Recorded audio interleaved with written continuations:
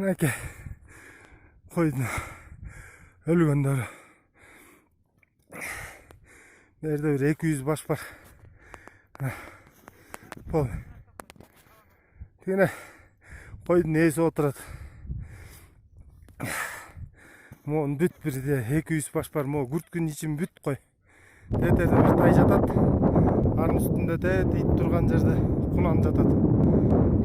Ээр менен түндө учкандар. Кечеөнкү борондо. Мына койлор ардагы калгандар аскалардан эптеп жабышып, тиягына тип күрткүн үстү менен түшүп келатат. Ошолорду күтүп атабыз. Тигине салдат. Жүрбөй калдык уже. 2-3 күндөн бери ашуудан баспай калдык уже. Аман калган койлор тетигиде бир 100 кой калды. Ар жагына бир жарымы кетти.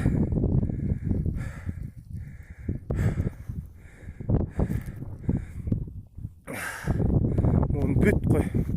Мо ээси турган алды күрткүн ичи, коктун ичин бүт бар кой. Бүт өлгөн койлор. Мына коктун монун ичинин бар тетака жери бүт кой. Могу күйүлүп турган күрткүн астын бары кой. Эртеңен берди айылдан элдерди алып келип ташытпаса бекер убал малдарга. Азыр берде да Кенжебек байкенин койлору бар экен. Тиги ээси айтып атат, майыткаларынан эртең ээсин өзүн чакыртып дагы эметет го. Көп экен берде да өлүк койлор.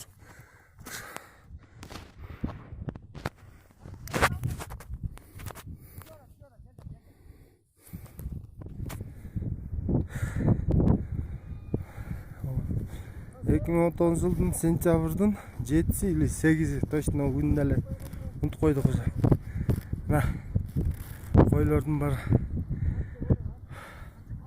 калп күнү менен коргулга кирип, монтуп чыгара албай атабыз. Мыякта канча деген койлор бар.